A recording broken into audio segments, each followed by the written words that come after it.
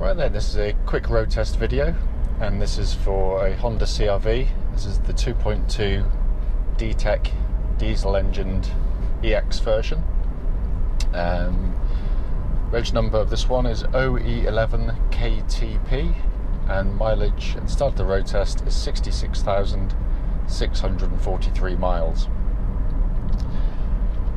As I say in all of my videos, that the reason we do the videos is very simple indeed. We want customers to see our cars in operation before they come to see us. When we go and buy cars, much the same as yourselves, it's fraught with the potential of having your time wasted if there's an obvious and glaring fault with the car. And we've been on the receiving end of not being told, which is hugely frustrating. So that's why we do it. So if there's an issue on the car, I can relay it back to you, and I do that. I don't pull any punches on the vehicle on the videos, but we just feel it's the right thing to do. Road tests are also done on exactly the same road test route as any prospective buyer will go on. So obviously I'd hope would be representative of what you should feel yourself when you come and see and drive the car. Clearly a very, very well looked after car mechanically. If you've read the advert, you'll know, and that's pretty much immediately obvious when you drive the car. Engine starts absolutely instantly, very smooth, very even idle. There's no strange noises coming from the engine at all. It's exactly as it should be. Very, very sweet revving one.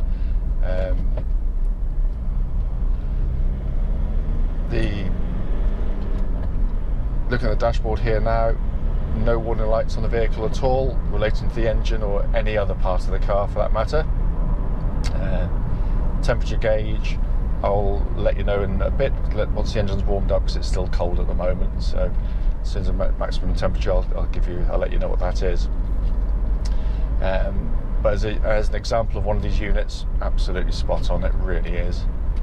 Engine then feeds through into the clutch and into gearbox of the vehicle. Clutch on the vehicle, smooth in operation, bite points exactly where you'd want it to be. Foot down hard there, it pulls really nicely, engages really well. There's no vibrations when you push the clutch in or release it. Doesn't change the engine note at all on the car. So it suggests everything underneath is in very good order indeed. Clutch then goes through into the Honda 6-speed gearbox.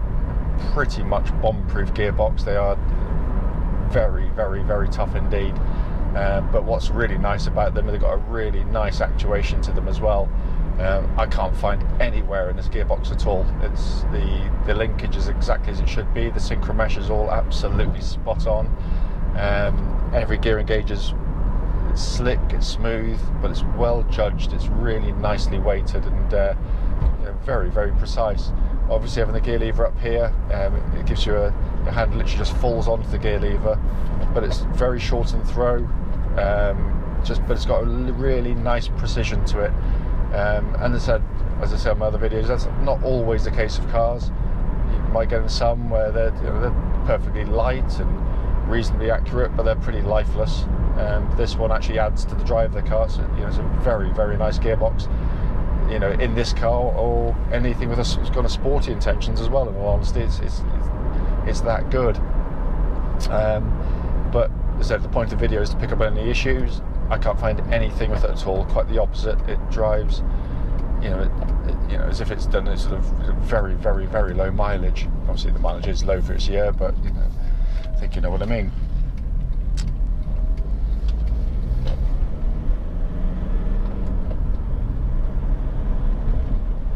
Steering of the vehicle, again, very precise in terms of it's lost none of its. There's no play in it. Track's absolutely bullet straight. There's no vibrations coming back through the steering wheel at all on the car, through sort of wheel side of balance or anything daft like that. Feels nice and taut and tight to my hand. Steering wheel feels fresh and unmarked on the steering wheel itself. But it's the they've got a really good steering system on these Hondas. It's well weighted. It's got it's not that horrible light artificial stuff that you get on the much more modern cars. It actually has a genuine weight to it, which is really, really confidence inspiring when you're going over sort of quicker, more undulating roads. Likewise, suspension of the vehicle, they're very, very comfortable cars. They really are. They ride beautifully. But what I'm looking out for on road tests like this is just if there's any sort of little sort of knocks and bumps and bangs coming through into the vehicle, which would suggest a bit of suspension wear underneath. But there's absolutely nothing at all on this. It's very, very, very tight. And if you come and drive the car, you know exactly what I mean. It just feels, you know, hate to say it, but it does feel pretty much as new to drive. It's got that real tightness about it. But just check the cruise control there, all working exactly as it should.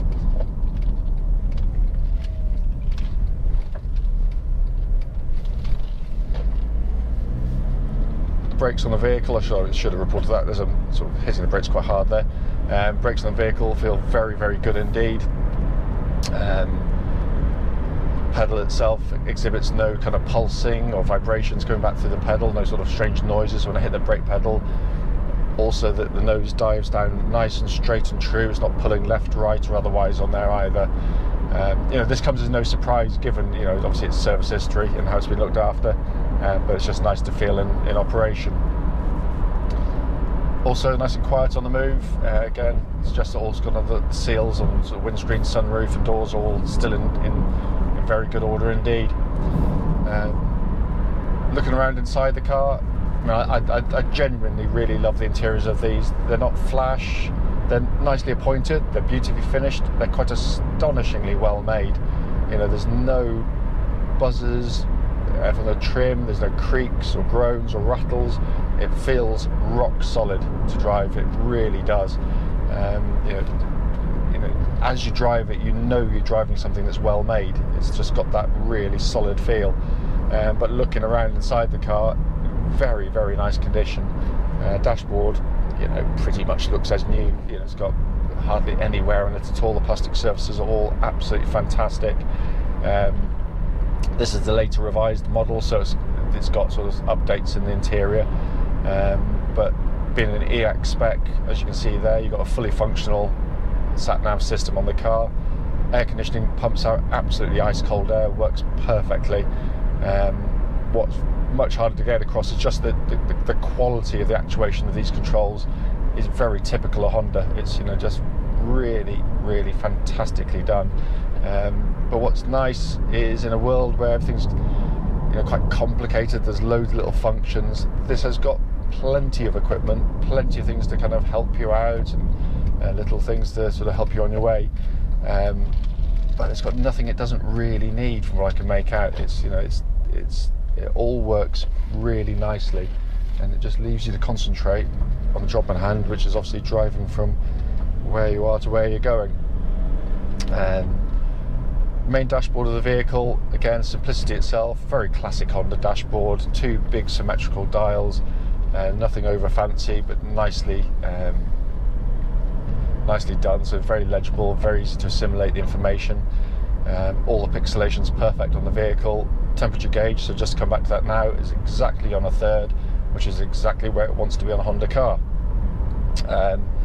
But every switch I've pressed has worked really nicely, so all in really top order. Obviously CR-Vs, if you don't know, they are four-wheel drive cars. Honda worked out very, very quickly, of course, that most people just drive around like this, that, you know, the four-wheel drive system hardly gets used. So why bother having the four-wheel drive running the whole time when you're not really using it? The problem with it running the whole time is it clearly adds to the mechanical wear on the vehicle, adds to suspension, sort of driveline wear and tear, tyre wear, and obviously fuel economy. It suffers on the back of it as well. So what this does, the most efficient way of running a car, as we all know, run it in front wheel drive, and that's all it does. It just toodles on in front wheel drive only as and when it needs the four-wheel drive, it will do it fully automatically. You don't press a switch to engage it, nothing like that. So if you imagine, and I've done it because I tow a caravan with ours, and you know, if on a wet pitch, going up a hill where everyone's sliding around trying to get some grip, the CRVs are brilliant. You just, front wheels just spin momentarily, and then it just brings a rear wheel drive in, and you've got four-wheel drive, and it works brilliantly well. And as soon as it realises it doesn't need it anymore, it disengages it. And it's just so much kinder on the car, and the tyres, and obviously on the fuel as well. It really is. And it's a bomb-proof system. They're absolutely incredibly tough. All in all, as I said, you know, the video is to be critical. I can't find anything on this car. It drives absolutely beautifully. If I've missed anything on the video, obviously as I say in all of them, don't hesitate, give me a call and I'll happily answer any questions you might have.